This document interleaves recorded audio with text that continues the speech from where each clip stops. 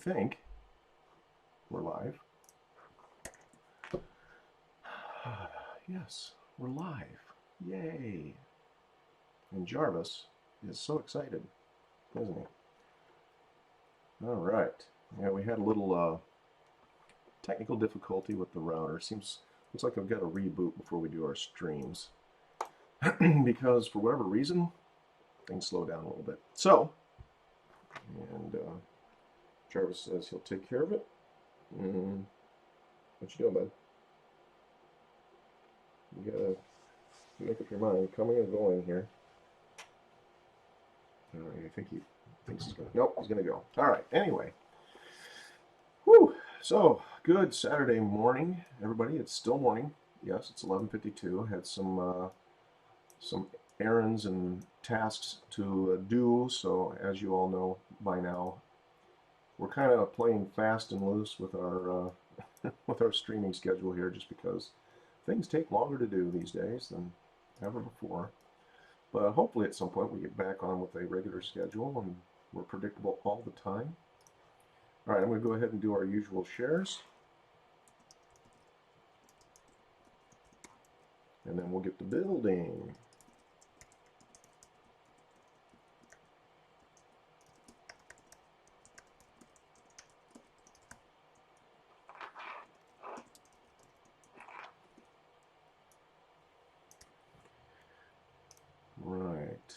Right. Hope everybody's having a great Saturday morning. It's actually nice and sunny here in Chicago. Temperature is not too bad.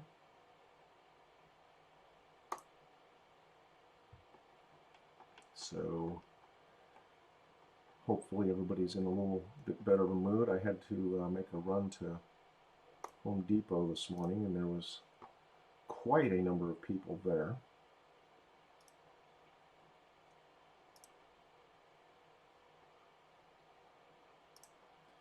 But today, after I get done with my sharing here, we're going to go ahead and do some work on the arc reactor. This afternoon, I think what we're going to do is we're going to actually start assembling our Mark IV. We've built most of the major pieces. We still have to finish the COD/AB section.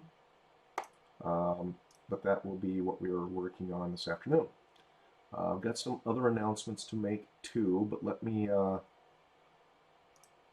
get the share going out here first. I can't do two things at once, so James number one. James number one. Good morning, Devin. I'm not sure what that means, James number one, but hopefully you'll explain. Number one. Sorry, folks, just give me a second here. We're still doing our sharing. Got to let everybody know that we're out here. So if they're bored, or if they want to learn something new, or contribute to the discussion, they'll know that we're here.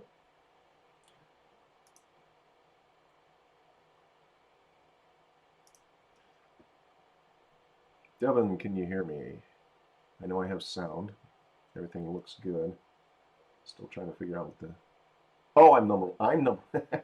Okay. Thank you. All right. Well, I appreciate that. Not everybody would agree, but, you know, hey, to each his own, and whatever you want to believe.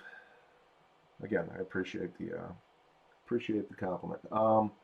Yes, we are going to be working on something for Mr. Devin Todd here. I can't talk about it right now. And Devin, just so you know, I won't share any details until I'm released to do so. But it's going to be pretty exciting, pretty big. And yeah, so as we're allowed to share some information out, we will let you guys know what's going on there. But we got plenty of other stuff to talk about. Okay,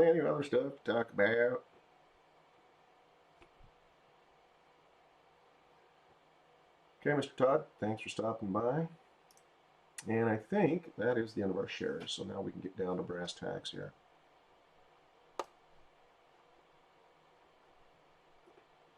Okay, so, and just a little PSA announcement here.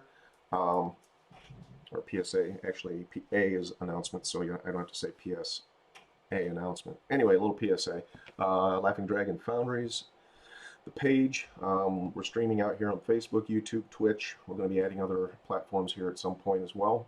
Our mission here is to do everything that we can to contribute to your building experience and make you a better builder. Show you some things that we've learned along the way, maybe learn some things from you if you've got something to contribute. And of course, we're always here to help out in terms of building commissions, what have you. You name it. Point is, whatever you need, if you're just here to relax and hang out and see if I burn or cut myself, that's cool. But if you want to take part in the conversation, by all means, that's what this is for. So jump right in. So, new news. Can't show it to you just yet. It's actually running. Some of you knew that we were getting our 3D printer back online. Pretty excited about that. It is a large format printer. We can print up to 2 cubic feet. I don't know what that is in millimeters, sorry. It's a Raise 3D N2 Plus, extra large, so it's got a build area like this tall by this wide. So yeah, we can do quite a little bit of printing with that. But we the build plate got busted in the move. Bust a move. Wrong bust a move. Anyway, so I finally ordered a BuildTak Flex plate, which is a magnetic system, and I gotta say, I haven't printed anything with it yet, but I love the concept. Hey, Mr. Marquette, thank you for showing up. Saw your workout yesterday. Actually saw that you were working out earlier. I don't know if that was live or not. How's it going? How's it going? Anyway, so the printer is running right now. It's not printing anything. I've just got it up and running again just to make sure that that it's, you know, good to go. We cleaned it up. We've lubed it up. We've got the new build plate in there. We've got a PEI based build plate on the way as well, so we'll be able to print just about any kind of material. And we're going to be employing that some more in our builds going forward. I know some of you expressed concern the last time that we talked over this, that we were going to go all 3D and skip out on you, you foam smiths. Thank you. Thank you, yes. Gradually making some improvements. Thank you, thank you.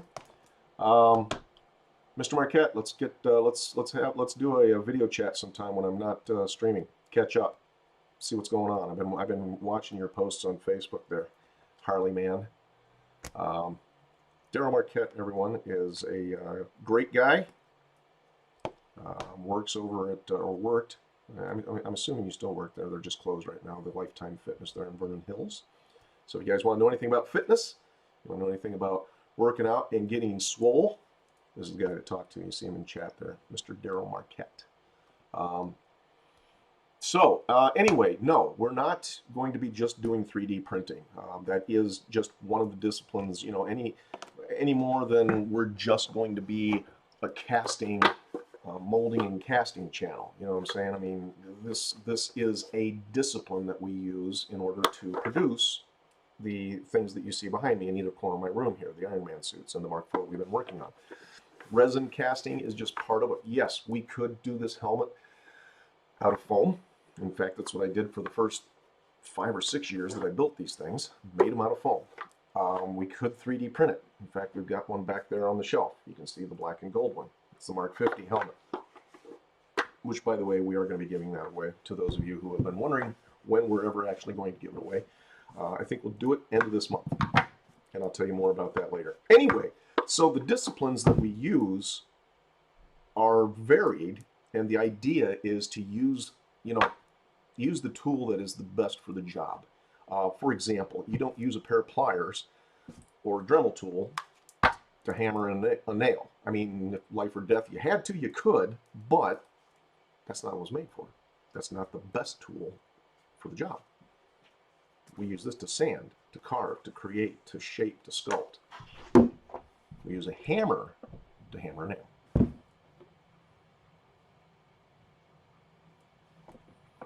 Okay.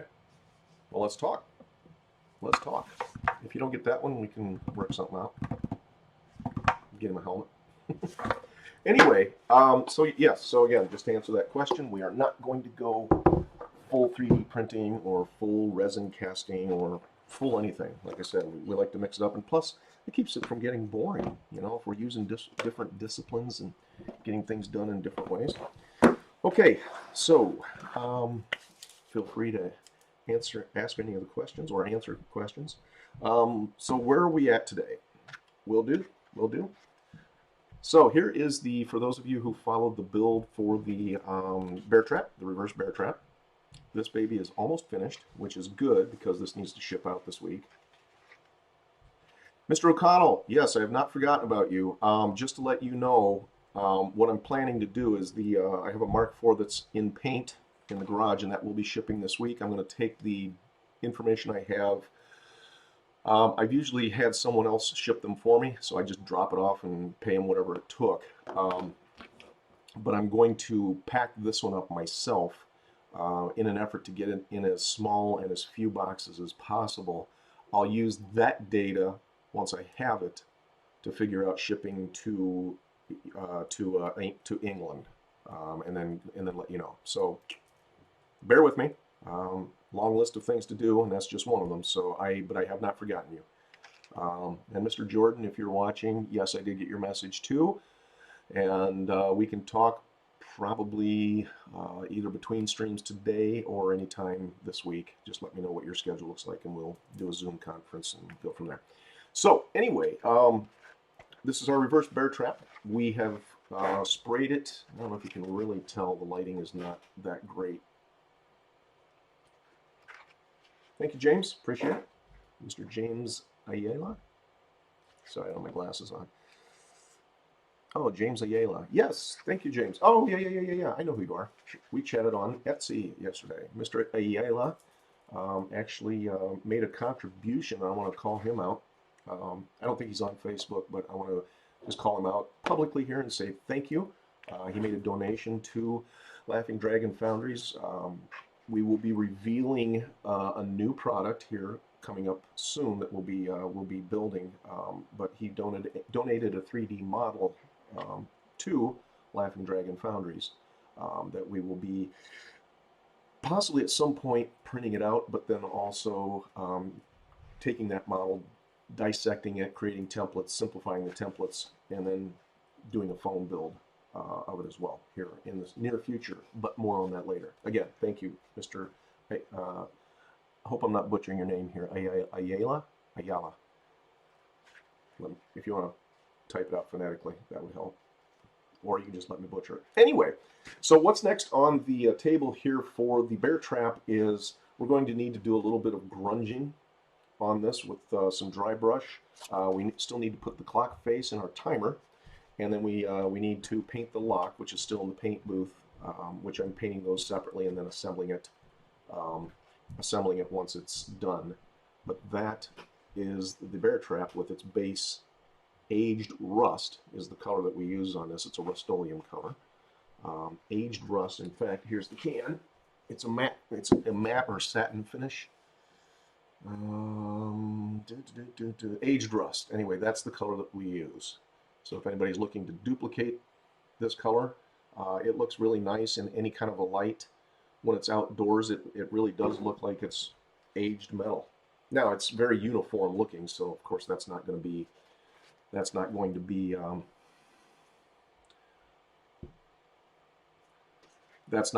the way that it that it would look in real life. Obviously, we want it to look like it's made out of various metal parts and not one continuous piece of metal. But it's a good start, a good base color and base coat, and then we'll do a little grunging on this either today if we have time or later in the afternoon.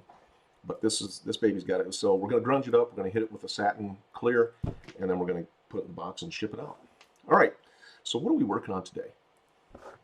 Glad you asked. We're going to build one of these. This is an arc reactor, for those of you who don't know. Okay. And it's a self-contained arc reactor, so the cool thing about this is if you're building a suit, you can obviously just glue it right into the chest hole. Let me show you where that goes. For those of you who know, Mark III, Mark II, Mark IV, up to the Mark IV, and I think the Mark V had a circular arc reactor. You can just paste this right, or paste, glue. We're not using paste here. Get that lined up. There we go. Glue it right into the chest plate from behind, and there you go. Instant arc reactor. Really kind of completes the ensemble, if you will. So yeah, that's where that goes. The cool thing is obviously I use this in my build. This is a product that I've developed. It's got a cast, resin cast ring here with the transformers and everything molded right in. Hey, say hi to Dad. It's all molded right in. Same thing with the center ring, and actually that's the only part that we won't be able to complete today because we still have to finish this up and make a mold out of it. In fact, you know what we'll do? We'll finish this build. We'll get it started this morning. We'll finish this build this afternoon. Well, actually, no. We'll need time for the mold to cure. We'll get everything done except this, but I'll show you, obviously, how this goes in. We're not going to deconstruct this one because I actually need this one. But this is a lovely little self-contained piece of product, if you want to call it that. The switch, the cob LED on the inside, and the battery box all come from the same product. So we're going to kit bash a light, which looks like this baby here. The Lights All by, who makes this? Now it looks like Lights All is the name of the company. Lights All. Here in the States, I got these from Menards. I think they were $6, $4 or $5.99. Let's say it was $6. Always figure high. And yeah, so for $6, you've got most of the components as far as the electronics that you need all in one little package. Okay, so let's jump down to our table here. And it's a little messy, my apologies. Oh, here's one other thing I want to show you as well. I won't actually do this today, but I want to show you this. These here are the lights that we'll be using in the eyes for our helmet. Okay. All right, these go inside here. I'm just going to do one so you can see. These go right in here. Now the cool thing about this is they're small enough that you can back them with a piece of foam, which is what we'll do, and put them in place, and then you can still see out underneath the light, okay? Which is important if you want to be able to walk around and not run into things, all right? Now, in the past, I've done a number of different configurations to get those eyes to light up. Some successful, some not so successful. In fact, my first set of Iron Man lights in the helmet was so bright, I didn't take into account that it was brighter at night. Worked great during the daytime, but then when I was walking around at night, I was literally blind. Looked great, but blind. So these are the latest in lighting technology. These are LED technology. These are called COB, C-O-B LEDs. I forget what the COB stands for. I could look it up, but you know what? You can do that yourself. They're very bright. There is no shortage of intensity here. In fact, they're probably a little too bright, but the good news is that we create little overlays over top of them using this Instamorph moldable plastic. If you haven't heard of this, it's like 20 bucks. I think this was like 20 or 30 bucks off of Amazon. But you can make a lot of makes a lot of plastic. But these are little beads. These are little. Here, let me go down. These are little beads that you melt by putting them into hot water. Or you can do a heat gun too, but hot water is the best. And then you can just make them into whatever shape you want. And then when it cools down, it gets opaque like this. Okay? That's a little lumpy. You can pound it pretty flat. And then that, when you put a light through it, diffuses it somewhat. Now you can't really tell because it's just bright. But case in point, and we're going to use this stuff not only for the eyes, but also for the diffuser panel in this arc reactor. All right, so that is what we use there. All right, good stuff. Used to get it from Radio Shack when Radio Shack was a thing. Now they're no longer a thing, and there you go. So anyway, let me disassemble this for you real quick so you can see what you got in here. And if you decide to use this, and these came from Harbor Freight.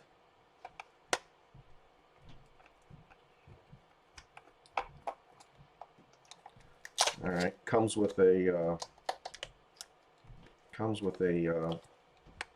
mounting pad here on the back. I think there's Velcro on it as well, so you could like Velcro it to something, which we won't be using or needing. Oh yeah, there's the Velcro. So it's, yeah, the mounting pad is Velcro.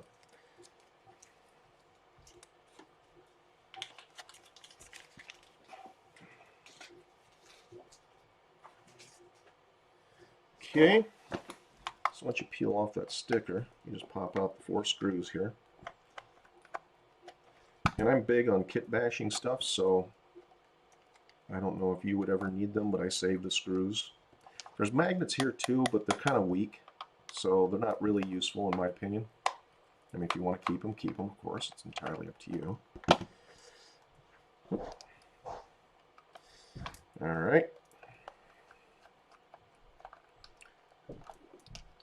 All right, so we get all of our screws out, and then we just go ahead and, oh, we got 2 more screws here in the center that actually holds the switch in. Let's get those out. So a total of 6 screws. I don't know if I mentioned or not. I got this from Harbor Freight, and I think these also were like $4, $4 or $5 each. I bought a box of them because I was going to build a Mark 50 suit, and that has, if you know, a lot of lights, and these are again the perfect size. I did not build the Mark 50. I'm still going to build a Mark 85, but I need the eyes before I need the Mark 50 lights, so that's what we're going to use these for. All right, well, the switch fell out, as you can see, which, again, we don't need. All right, so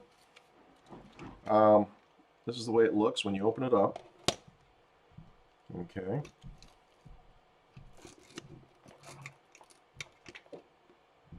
Yeah, some would say that this little enclosure here, with the edges here, would actually be nice little inserts to use in the helmet. I disagree, only because what I do with these LEDs once I take them out is I give them just a little bit of a curve to follow the curve of the faceplate a little bit. So personally, I'm just going to pop them out. They're just lightly glued in place. And the cool thing is that I'll show you. So this, I mean, you may find some use for this. I personally do not have use for it, so we're just going to recycle that. There are batteries in here, but this is not really a good way to, a good battery pack, because I would want all the batteries together. So if you find a way to, to use this or to repurpose this and use it as a battery pack, do so. But when we put this in the helmet, there's not going to be a lot of room in there for extra stuff. All right, so you're definitely going to want to make sure that obviously you're maximizing your space. All right, so screws are out. Except this one here, which is here. Let me use my screwdriver for a hammer. I was just talking about best tool for the job.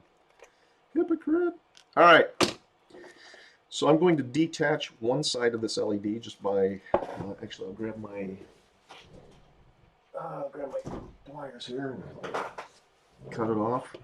We're going to put different wires on this anyway, but I want to show this to you intact the way that it is. We'll actually use those batteries. So this is the way, when you take the lights out and disconnect the two of the end wires, these are already wired together for you in the center. See that? And it's almost the perfect distance to use in the helmet. So it's already ready to go, right? I mean, literally, I'm going to change the wire here, and then these wires here, and I'm actually going to use the switch too, because the resistors for the LEDs are built right into this little PCB panel that the switch is attached to. So seriously, everything you need for your Iron Man helmet, or any helmet lights for that matter, comes out of just one of those little those little, you know, portable box LED lights. Again, $5. So if you're doing cosplay on a budget, and I do broadcast out to or share to the cosplay on a budget group, that's for eyes. That's pretty good budget. Pretty good for the budget. All right, we don't need this. I'm going to move this guy out of the way. All right, let's see here.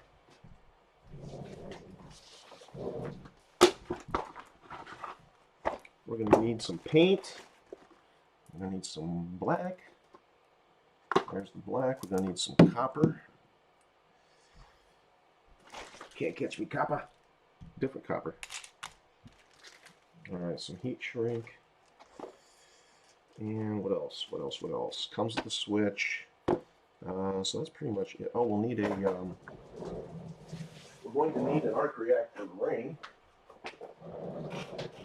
Lieutenant Dan, we're going to need an arc reactor ring. All right, so there is our arc reactor ring molded out of resin. Again, the transformers and everything are sculpted right into it. A slight blue bit of coloring has been added to create a little bit of a blue cast when it lights up. Again, I know it doesn't really show up too well here. Well, you can see it a little bit. You can see a little bit of blue, a little blue in there around the edges. We'll just leave this on here off to the side. It's kind of like the Martha Stewart or, you know, cooking shows where it's like, okay, we're going to do this, and we're going to do this, and now we've gone ahead and prepared this ahead of time. You get it. All right. All right, let's cut open our Lights All packaging here and see what we've got, shall we? All right, so there is that. So this comes with a little silicone jacket.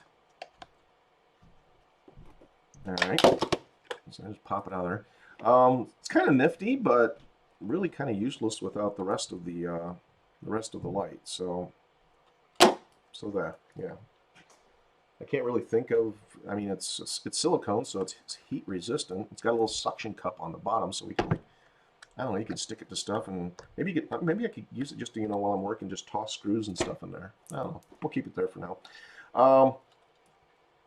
So this also has a magnet in the back, but again, it's not really that strong, so they're not using high quality magnets here. So we're just going to twist it, pop it open. Again, this is something that we're not really going to need, so we'll just pop that aside there. So you can already see we've got our battery box here. Pop those out. Okay. And now what we need to do is we need to pop this out of the back without destroying it. So I would use a bladed screwdriver, probably a bigger one, because wider is going to be better. And then just gradually work our way around the edge here. Don't apply a whole lot of pressure. That cracking noise is not good. And there you go. All right, again, another piece we don't need. You could keep this if you want. I don't really see a reason why. I could be wrong, but we'll put it aside. All right, once we get down past the mechanics of everything, hey, look, my little container. I'm putting stuff in it. Yay, it's a garbage container. All right. So here's our LED, our switch, and the resistor.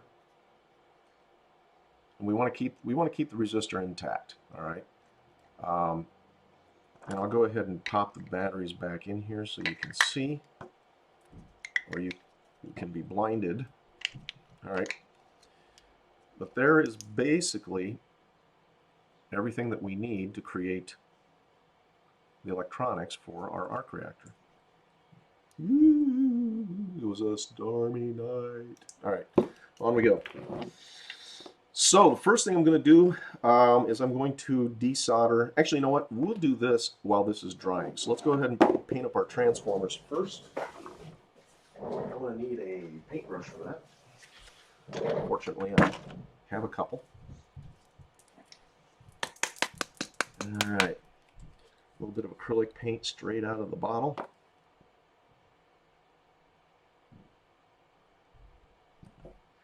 Although if I put it in a cup, yeah, let's put it in a cup. That way we don't dirty the brush up while we're dipping in and out of.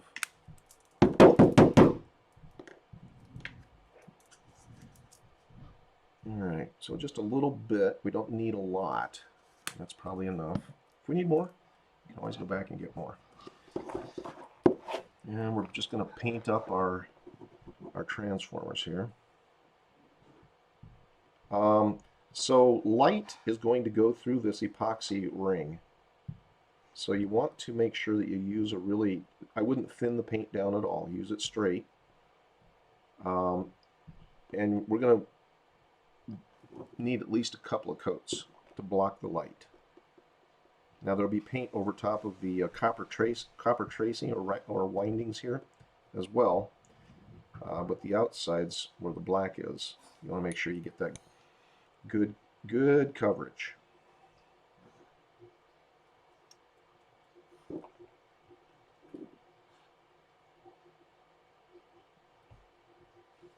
Really good coverage. And this will take a minute. Unfortunately, unlike Martha Stewart, I do not have one prepared on the side. I wanted to, but yeah, got busy.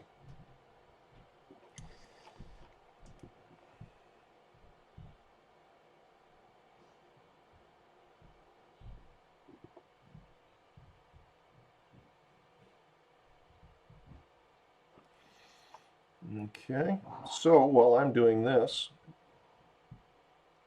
anybody working on anything? Got anything on the table you want to talk about? You'd like to share with the class?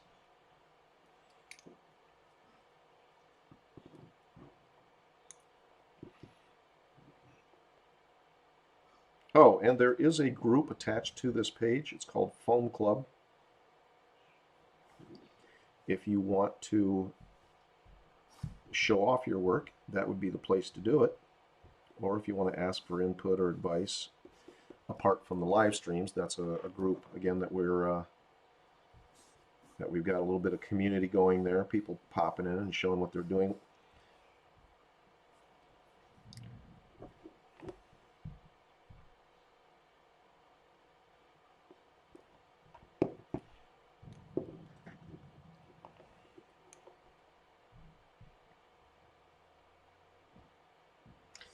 Music would be helpful at this point, but unfortunately I can't play anything that's copyrighted because then Facebook takes down our videos.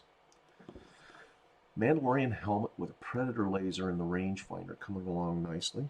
All right, Mr. Ayala. There we go. Yeah, I got the phonetic. All right, so Ayala. Mr. Ayala, who is weighing in from YouTube, says he's putting together a Mandalorian helmet with Predator laser.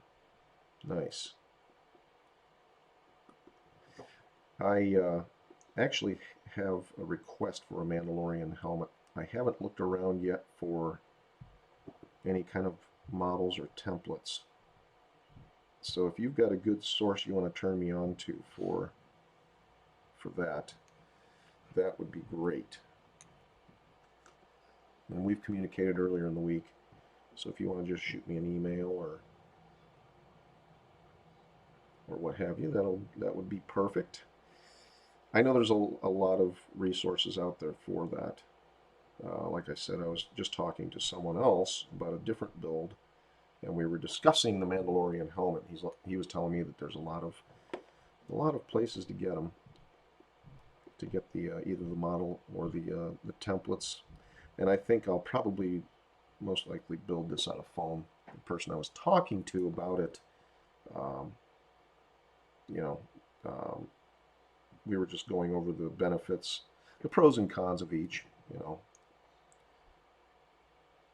3D printing can be pricey, and not as much in the printing as much as it is in the finishing, both in terms of materials and especially time, because sanding and filling and then reinforcing a 3D print to make it durable and strong enough to wear on a repeated basis. Now, if you're just going to display it, that's one thing. But wearing something like that, for any of you who've done Pepakura from the ground up, you know that there's a lot of work that goes into fiberglass and making a rigid suit out of those materials. 3D printing at least gets some of the initial build done for you, but there's still the back end, all the back end work.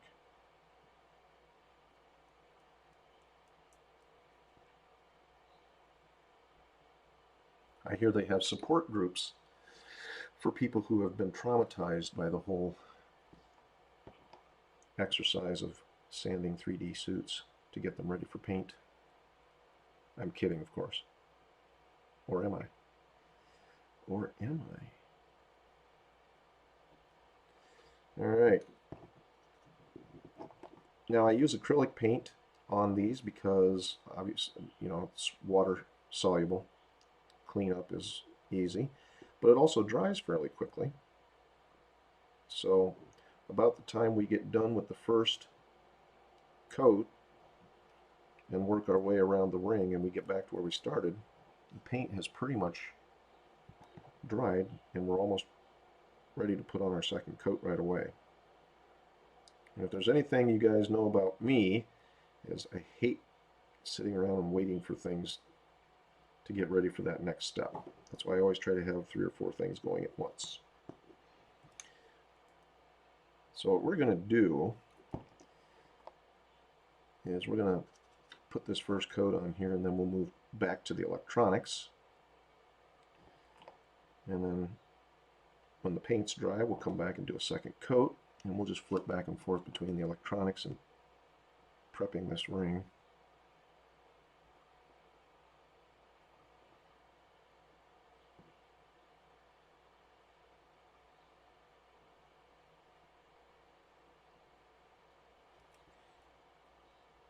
Okie-dokie.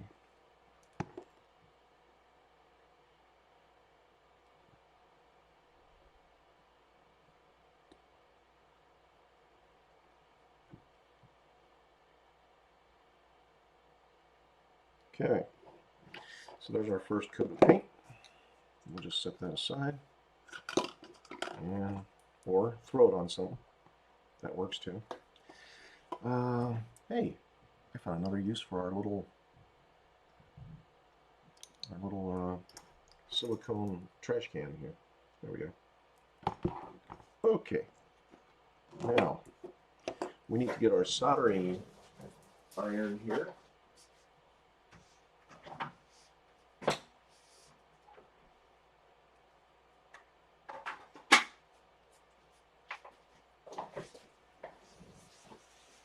We're going to desolder some things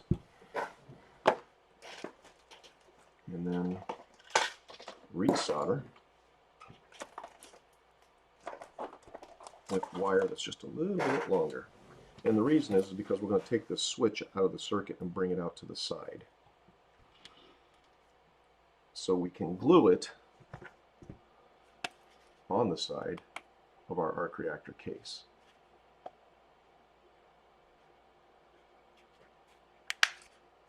Alright, so again, it's all one self-contained piece of tech here. Okay, alright. That says it's ready to go. So let's go ahead and see if it's right. When working around LEDs, apply your heat. Try not to overheat the LED because that will burn it out. So as soon as that solder loosens, there we go. Pull that wire right off. Now this is okay. I can see that. So all right, this is the plug. I'm gonna mark the back of this LED ring here. just to make sure that we get the polarity correct. This is the negative side I'm working on right now. Alright, so I'm going to grab my marker and just flip this over. Yeah, this is the positive, and that's the negative. That's just so we don't get our polarity screwed up and wonder why it doesn't work when we put it together. Okay, so here is our negative side. This is our positive side. Next thing we need to do is take this switch off the end of this resistor. We're going to leave that resistor attached, though. Ooh, ow. Got a little warm there. All right, I burnt myself. If you guys were taking bets, somebody won. All right, I need my extra set of hands here.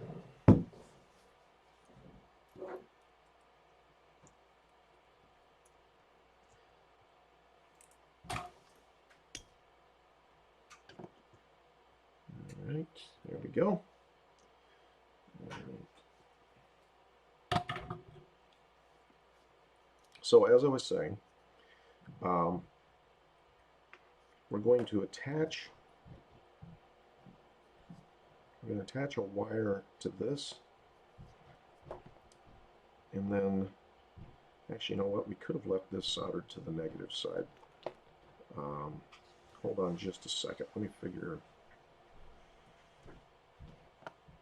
I'm always wiring these up different ways.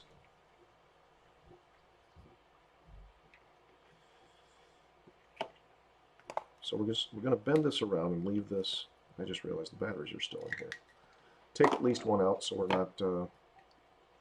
not running the risk of sparking or heating things up here. Mr. Rolando, thank you for showing up. Good to see you, sir. All right, let me think through this here real quick. So this is our positive. We're going to run a red wire, and then this goes to one side of the switch.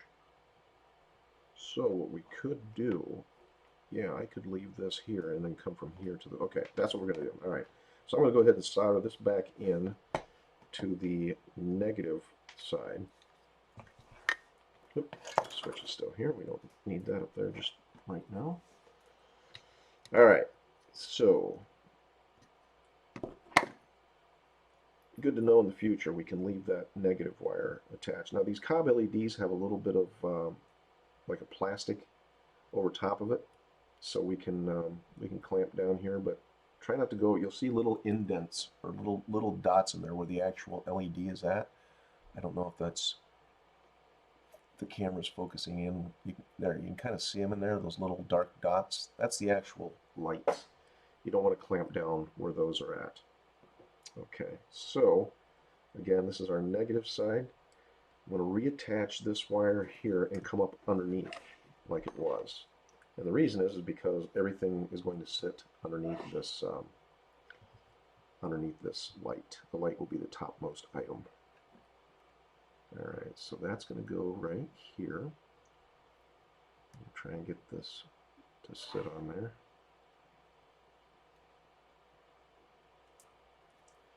Grab my solder.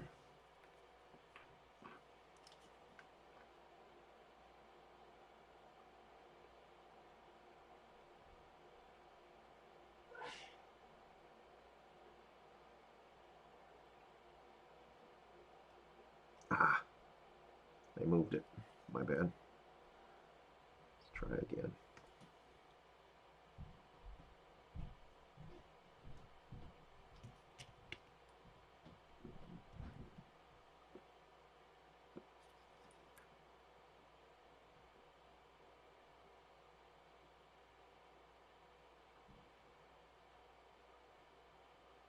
Alright, that should do it. Let it cool. And then I think what we'll do is we're just going to do a quick power check just to make sure. Again, we don't want to assemble this thing and get to a point where it's all put together and then it doesn't work. Alright, so there is our battery, and now we're just going to touch this resistor to this side over here. Whoa, and it lights up. We're good. That is bright. Wow.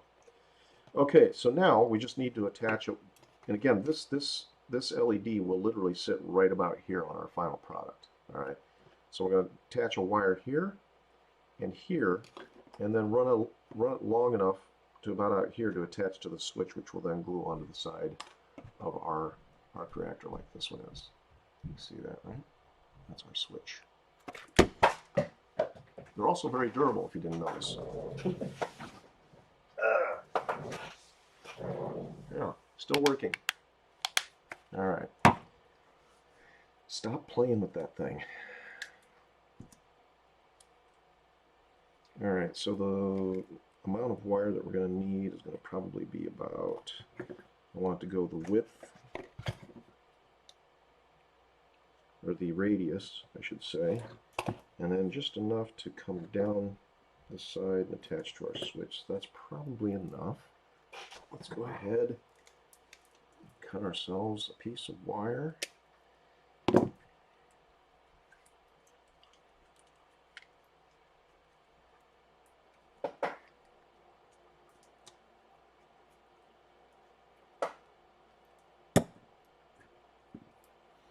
And I'm going to get a black piece.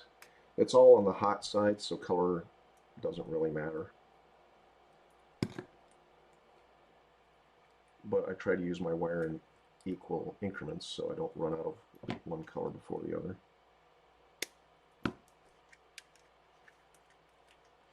Some situations does call for red or black.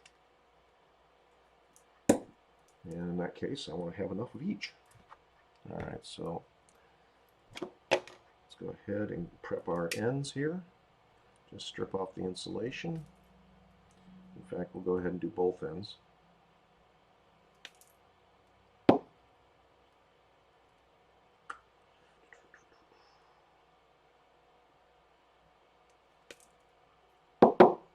Alrighty. That is prepped. Let's go ahead and attach it to our LED and the end of our resistor. Need my helping hand here.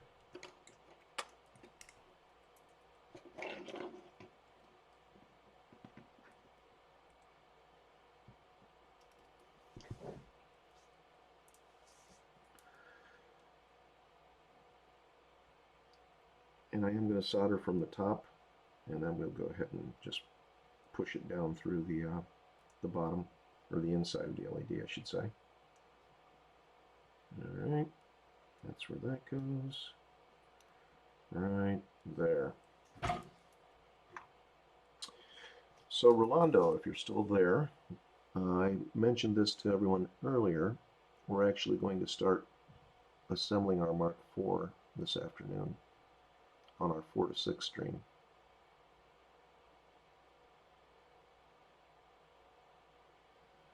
There we go. You know what? I don't think we have enough solder on that. Let's put a little bit more.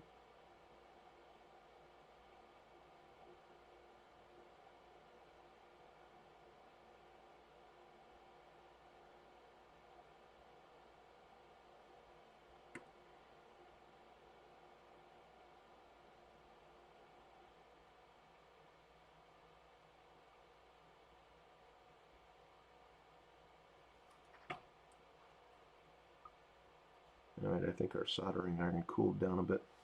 It has an auto-off feature that engages once in a while when I least expect it, so let's give it a second to heat back up here. So yeah, Rolando, we will be assembling our Mark IV this afternoon. Get it up on the dummy and watch it all come together. All of our hard work that we've put in over the past couple of weeks.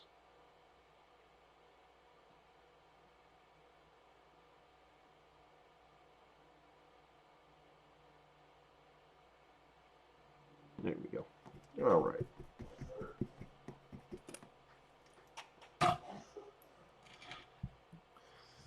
All right, we'll let that cool. Actually, I think it's cooled enough. All right.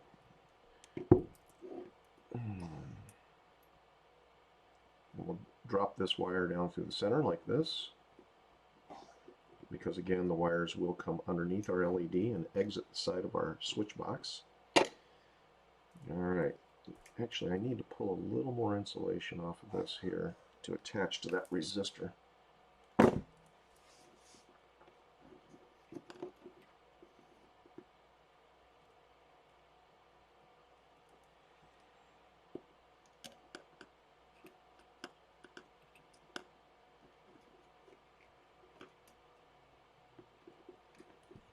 Alright, let's twist that up there. And then we're going to hit that with some solder.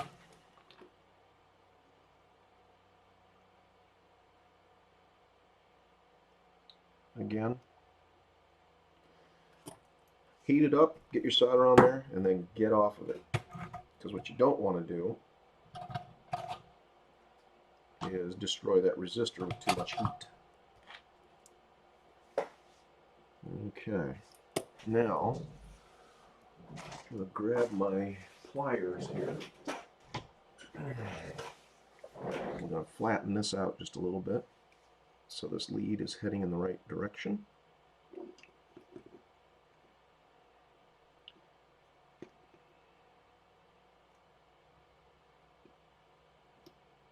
Okay, there we go. So that's what that looks like. If you can see that, we've attached this wire to our resistor. And again, this is the resistor that was built into this item.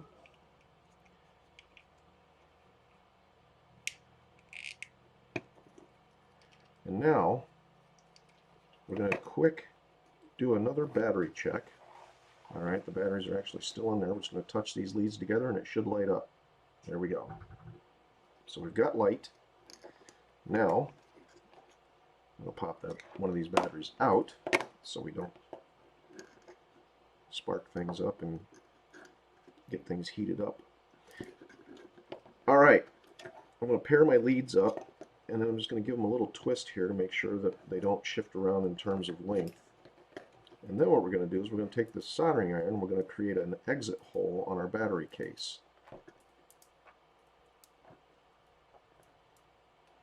Okay, and the reason is because if you look closely at this finished one, alright, the battery case sits in this piece of foam that goes around the top here, alright, and then we create a hole in the battery case here toward the bottom so the wires can come out without us having to cut through and drag them through the foam. So it's just easier to go ahead and make a hole.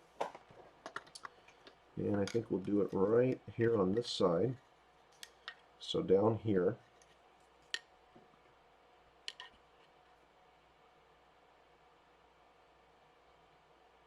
just melt your way through and make it big enough to get that wire, or both of the wires I should say, through there.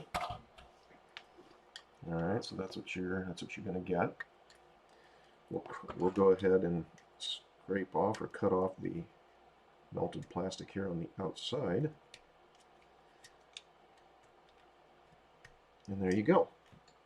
Alright, now let's run these wires through.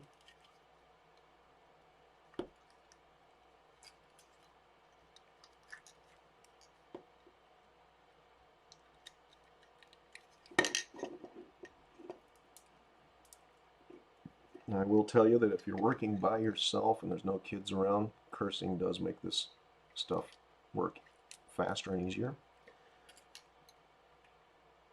But we are trying to run a bit of a family channel here, so, or family friendly I should say, so there'll be no cursing.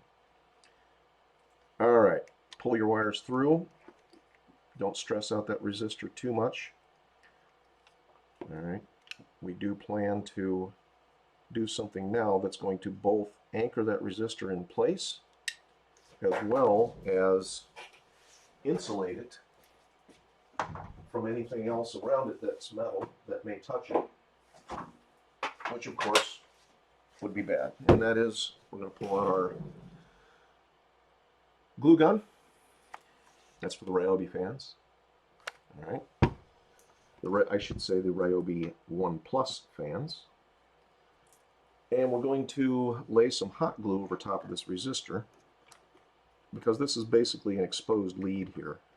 We're just going to lay some hot glue over top of that, again, to keep it from pulling, as well as insulate it from anything that might touch it and cause it to short out. All right, we don't need this for the moment. We'll put that aside. While we're waiting for our glue gun to heat up, you can see our arc reactor ring, the transformers have dried nicely. So let's grab our paintbrush here and put on our second coat of paint real quick like.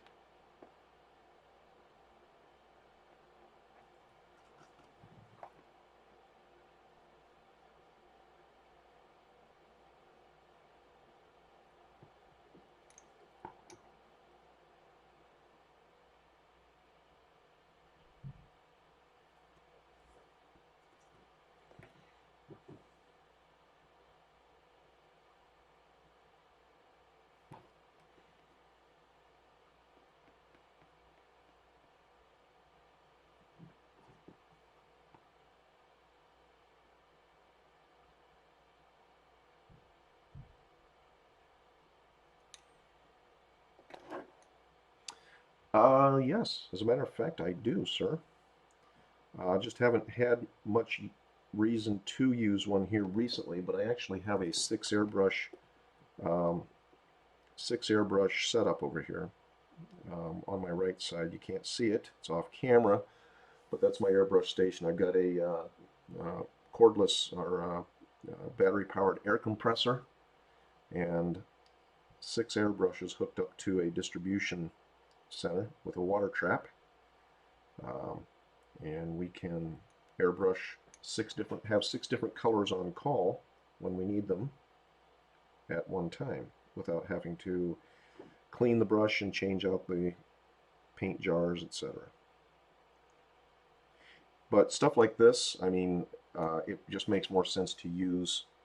Oh, is it worth the while? Well, you know, stuff like this, you know, it makes more sense to use a brush because we want to control exactly where the paint goes. And you can with an airbrush too, but then we would have to mask these areas off. And like I said, with a traditional brush like this, it's just easier to get in there and put the paint where you want it and move on. No masking required. Now, when it comes to doing any kind of gradated paint, you know, or weathering type of, you know, situations, there's different effects that you can do with airbrushes by opening up the needle and getting some splatter effects. So there's a lot of applications for airbrushing, but we don't use it obviously on every single project that we do. We did a Batman Wild West Batman cowboy hat. Some of you were here for that build. Actually, that was probably last fall. I think we did that build.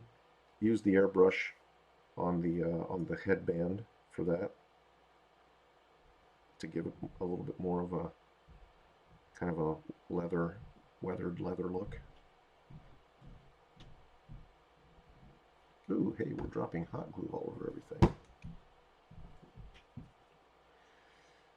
Yeah, and you can get them pretty inexpensively. Harbor Freight actually is where I got my 6 airbrush station. You know, if you're just trying it out, that's not a bad one to pick up. Again, I'm not suggesting you need the 6 brush station. They actually had a deal on it, so I got it for a pretty good deal, pretty good price. But I think you can find a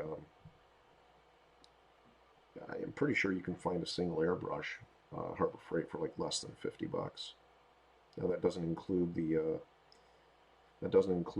air compressor. They sell those too. Probably for about $100 you could get the whole setup. Don't quote me on that. Check it out for yourself on their website. But if you already have an air compressor, then all you need is to get a water trap. And I'll show you what a water trap is. I've got mine set up because I use the air compressor for other things as well.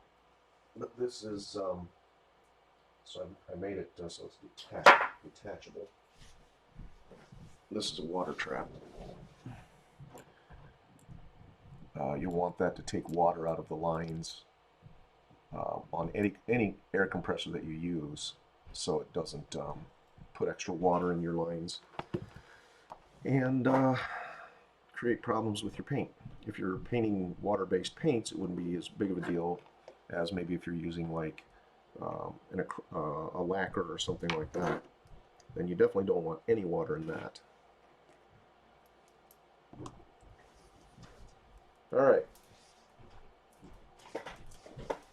so we've got our second coat of paint on there.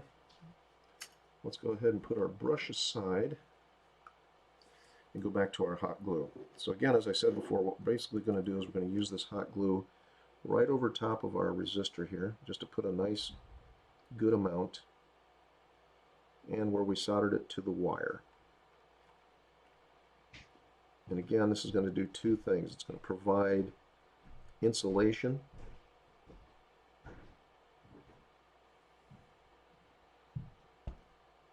over those bare leads. At the same time, it's going to nail down our resistor so it doesn't move around. And then we'll just let that cool. That'll take a second. While we're waiting for that to cool, I'm going to grab a 6mm piece of foam here, and we're going to cut out a disc to go in here over top of all of this. Move the glue down so you can see. So between our LED and the insides of our battery pack here, we're going to put another little disc of foam, so it will provide a surface to attach this this LED to. Okay. I did cut that long enough, right? Yeah. Okay, good. So we're just going to give that glue a second to cool. While we're doing that, I'm going to grab my chalk pencil here, and we'll just trace this disc out.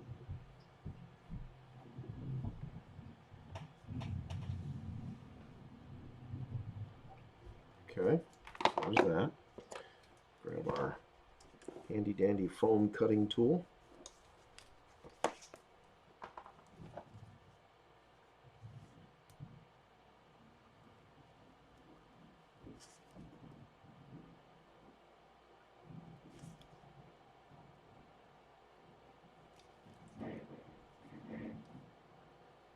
Okay.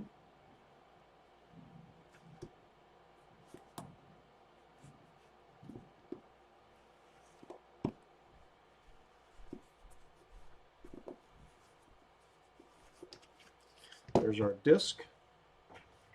That goes back here. We're going to use hot glue, and there's already hot glue in there, so we could just go ahead and cue this up. Let me double check that it fits. Yep, good size. All right, now before we put that in there, we're going to cut a slit here on either side. And the reason that we're doing that is because of these wires. All right, we want these wires to basically be able to go in toward the center of our LED. So I'm going to open these wires up just a little bit, and then we'll put the wire on one side through the slit in the foam, and then the same for the wire on the other side. Careful you don't pull your wires off when you're doing this. We don't have a whole lot of room to work with there. But then that's the way that'll sit on top of the foam once this is glued in. And this is actually glued to the foam, which is what we'll be doing next. But for now, I'm going to work these wires into the center, and we're going to drop some more glue here.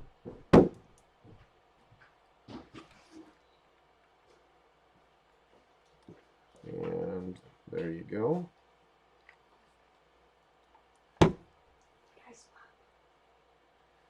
1 second. Alright, I'm just going to push that foam in there on top of the glue and then hold it until it cools.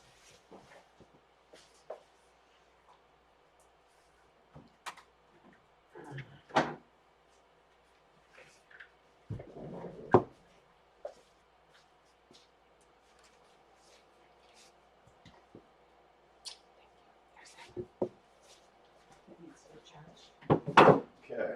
Thank you. Mm-hmm.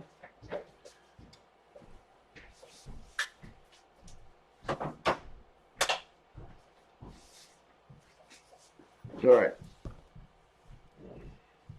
So now to glue the LED to the foam on top, we're going to use contact slit.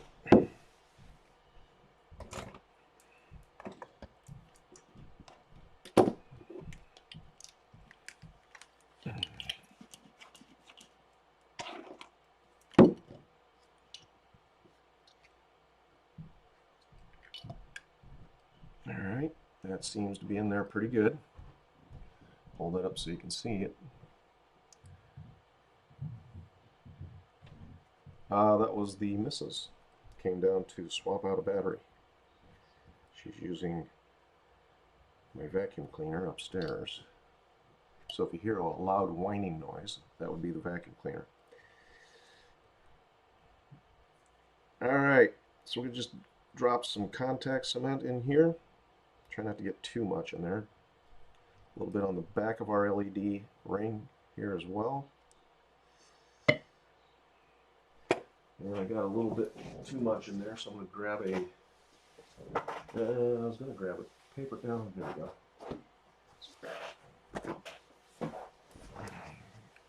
Got a little extra glue here in the back. Actually, I think we might be better off just using the brush to pull it out. Coming from the other side. There we go. Yep, and we got some glue on top of it, which, no big deal. Just wipe it off.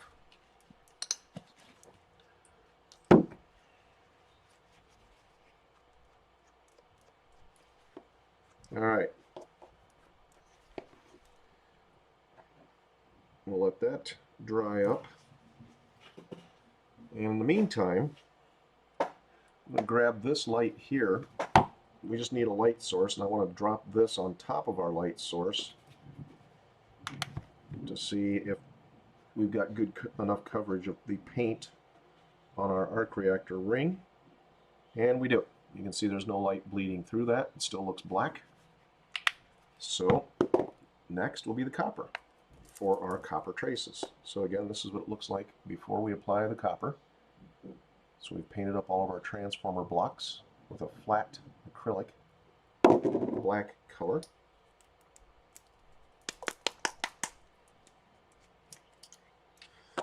This one I will go straight from the bottle.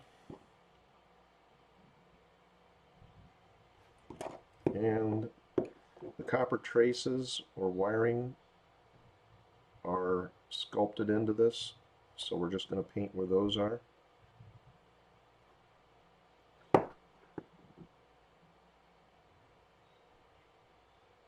Okay. We're going to hit this with a couple of coats too, just to get a nice, good coverage of paint. But there you go. That's what our copper traces look like once they're painted. All right. So we're going to spin around the ring here and do all 8 of them.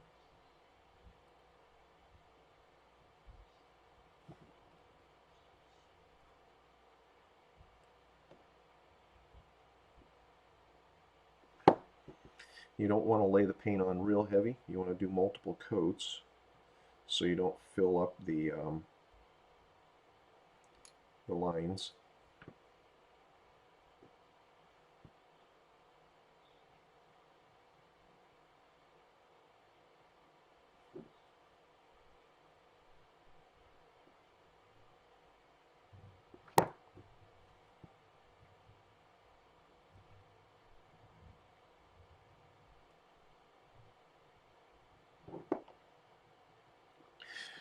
And Rolando, you weren't here earlier. I let everyone know that we did get our parts that we were waiting for the 3D printer. So the parts were installed yesterday. The printer has been cleaned up, lubed up, put some lubrication on all of the rods and the screws, and now we just need to calibrate the print nozzle, and we'll be ready to start doing some printing.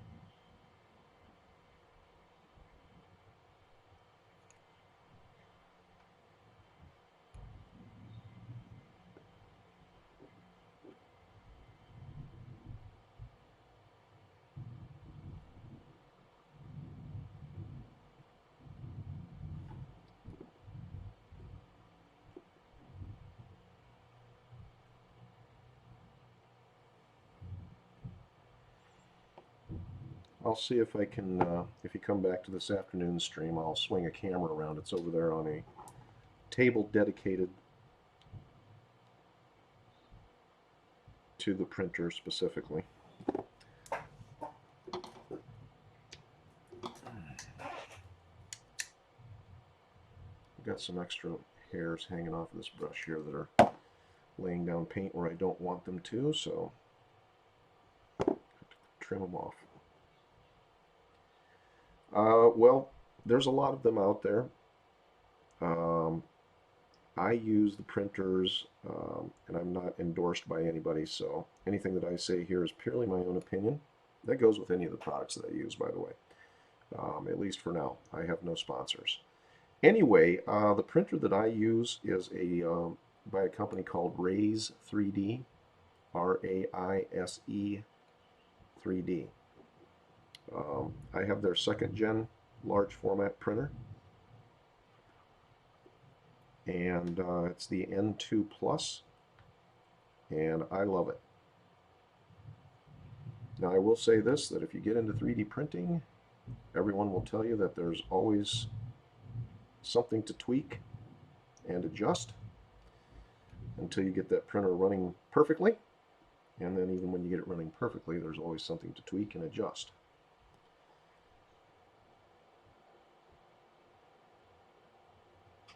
So, any printer that you're looking at, we were looking at getting an Ultimaker. I think that's the name of the brand, before we got the Raise. I think it's called Ultimaker. I like that one, and there were different reasons that I was, that I obviously I wanted the printer, to be a good printer, but there were other, specs and things that I wanted to make sure that it had before we made a decision. And so the Ultimaker was the second runner-up in our search. Okay,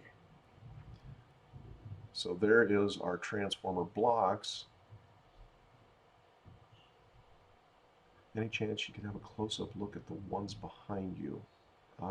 You mean the Iron Man suits? So anyway, thank you. There are the copper traces on our transformer blocks. Again, they'll need another coat of paint just to make sure that they're nice and bright. So we'll let that dry. Yes, before I end today's stream, actually, we're at 1 o'clock. The stream is all but over for now. All right, we'll pick up with this afternoon, but what I'm going to do now is we're going to go ahead and make that LED permanent at the top of our foam block that we glued into our battery case. All right, so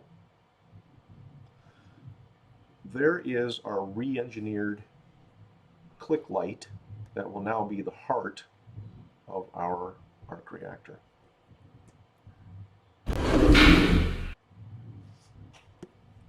And like I said, if I get some time to get this ready between streams this afternoon, I do have some more errands to run, so it may not happen. But we'll do everything up to this part here, and of course I'll describe what needs to be done to this part to put it into the arc reactor to make it look like this when we're finished. Okay, I can't really get too close because I would have to disconnect cameras, and that's easier said than done. Let's try and see how far I can get this camera to go, because the wires are wrapped around everything. So that's as far as I can go without unhooking something. That's the Mark 17. That's actually the first Mark 17 I ever built. Built a couple more after that, but they were sold, so they were accounted for. And that is the War Machine and an Iron Man kite. But that's the War Machine. And the Mark IV that we've been working on the table, which that is what we will be assembling this afternoon. We will be putting that baby together on one of my duct tape dummies. And then, let me see if I can do this. Hold on. I said I would do it this afternoon, but I'll do it now. Okay, I can't really see my screen unless I come around here, but that is the 3D printer over there on its table. Pardon the mess.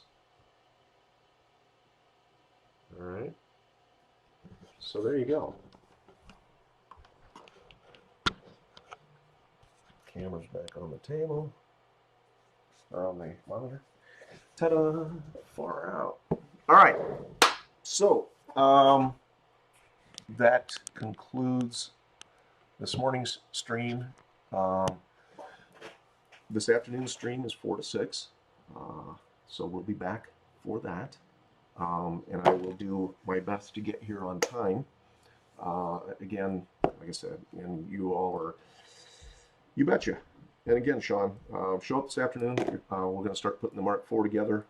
And then, as I said, as far as, you know, the conversation you and I are having as far as shipping to England, as soon as I get the one in the garage that's going through paint, boxed up and shipped, I'll at least know the container sizes and weights, so we can do a, well, it's 19, it's 7:10, it's 7:10 in the evening, yeah, okay, I forgot about that. Well, let's see, so 4 to 6, that'll be about 10 p.m. You can at least catch the first half hour. Anyway, entirely up to you, like I said. I'm not telling you have to come back, but yes, we will continue our conversation about shipping and all of that to England. All right. So for the rest of you, and for Mr. Sean O'Connell, which is dangerously close to Sean Connery. Anyway, this is James with Laughing Dragon Foundries. We're here on Facebook, Twitch, YouTube. Appreciate you stopping by and checking us out and being part of the conversation. Like I said, we'll be back this afternoon, 4 to 6, and we'll finish out this arc reactor, work on the Mark IV, do a little grunge work on our reverse bear trap. But as always, keep your glue hot, your hopes high, and we will see you this afternoon.